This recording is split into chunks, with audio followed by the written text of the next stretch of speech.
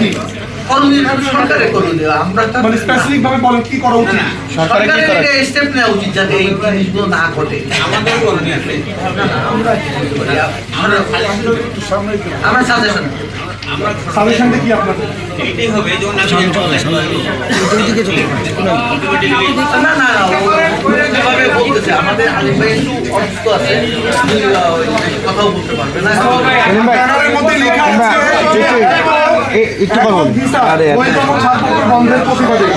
আপনারা কি শিওর যে বিএমইটি একক ভিসা মানে একটা ভিসার ক্ষেত্রে অ্যাটাস্টেশন তারা দিচ্ছে না? There is a definition of একক ভিসা, সেটা হলো 1 থেকে 24 পর্যন্ত ভিসাগুলোকে বিএমইটি একক ভিসা হিসাবে চিহ্নিত করে। তার মানে 1 থেকে 24 সৌদি আরবের ক্ষেত্রে অন্য কোনো দেশে নাই। আমরা 2-3 বার ডিজি সচিব উপদেষ্টার সাথে দেখা করেছি, সাক্ষাৎ করেছি এই সমস্যা নিয়ে। এটা অনেক 2017 সালেই একটা গেজেট আকারে প্রকাশ হচ্ছে, এরপরে স্থগিত হচ্ছে, কিন্তু 2রা জানুয়ারি তারা এটা বাধ্যতামূলক করে দিচ্ছে। এখন একক ভিসা, সৌদি আরব তো একটা বিশাল দেশ, এক প্রান্ত থেকে আরেক প্রান্তে 1000 মাইল দূরত্ব আছে।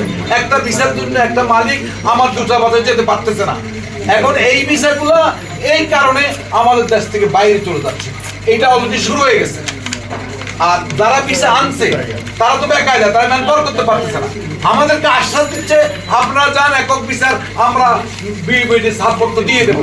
আমরা আসার পরে এটা আবার বন্ধ করে দিচ্ছে। এই ধরনের একটা চোর পুলিশ খেলা তারা শুরু করে দিচ্ছে।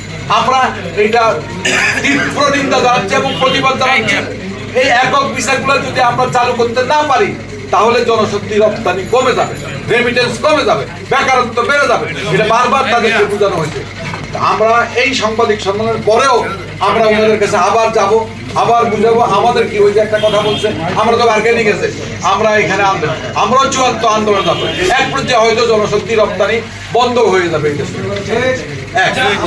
মালয়েশিয়ার ব্যাপারে শুনে একটা কথা আপনাদেরকে বলি, যেহেতু we are involve in actively in Malaysia, syndicate visible in Malaysia.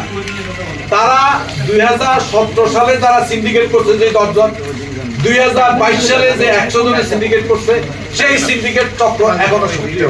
আমি নুরুল আমিন স্বপন এবং আপনার দাতুশ্রী আমিন এবং নুরুল আলী সাহেবের নেতৃত্বে তারা এখনো সক্রিয়। আপনি বলি, আপনারা জানেন 2023 সালের মার্চ থেকে মালয়েশিয়ার নতুন অনুমোদন বন্ধ করে দিয়েছে। 2024 সালের 31শে মে পর্যন্ত সব লোক চলে যাওয়ার কথা ছিল। 2024 সালের 31শে মে পর্যন্ত আমার প্রায় 50,000 শ্রমিক যেতে পারে নাই। সরকার বলছে 18,000। এটা একটা ভুল তথ্য। তার কারণ 50,000 লোকের কলিং ভিসা হয়েছে, কিন্তু বহির্গমন ছাড়পত্র হচ্ছে 18,000। সে 18,000ও এখনো যেতে পারে নাই। এইটার পিছনেও কিন্তু সিন্ডিকেট তাদের কলকাঠি নাড়তেছে যাতে করে ওই 18,000 যেতে না পারে। এবারে দেখেন, আপনারা জানেন ইদানিং বেশ কিছু অনুমোদন মালয়েশিয়ান সরকার দিচ্ছে। কি দিছে? প্লান্টেশনের শ্রমিক দিবে। সিন্ডিকেট আলারা সেখানে বাধা দিচ্ছে, আমাদের মেডিকেলে বাধা দিচ্ছে, কলিং ভিসে বাধা দিচ্ছে। আমরা সাকসেস হতে পারি নাই। আমরা মন্ত্রণালয় এটা জানাইছি। তারপরে নতুন বাজারও খুলতেছে। ইদানিং গত ডিসেম্বরের 27 তারিখে জয়েন্ট ওয়ার্কিং কমিটির মিটিং হয়ে এটা সমাধান হওয়ার কথা ছিল, কিন্তু জয়েন্ট ওয়ার্কিং কমিটির মিটিং বিলম্বিত হচ্ছে। এখানে আমাদের দাবিটা কি সরকারের কাছে? সরকার, আমরা বিশ্বাস করি এই সরকার প্রবাসী শ্রমিকদের বান্ধব সরকার। আইসা অনেক কিছু ওনারা করতেছে, করার চেষ্টা করতেছে। আমরা দেখি এয়ারপোর্টে রেমিটেন্স বেড়ে যাচ্ছে, প্রণোদনা দিচ্ছে, অনেক কিছু তারা করতেছে, এদেরকে ভিআইপি মর্যাদা দিচ্ছে। এখন আমাদের দাবিটা হচ্ছে কি, অভিবাসন ব্যয় কমাতে হবে, সিন্ডিকেট বন্ধ করতে হবে, সমস্ত দেশের বন্ধ বাজারগুলোকে খুলে দিতে হবে, আর নতুন বাজারটা খুলতে হবে।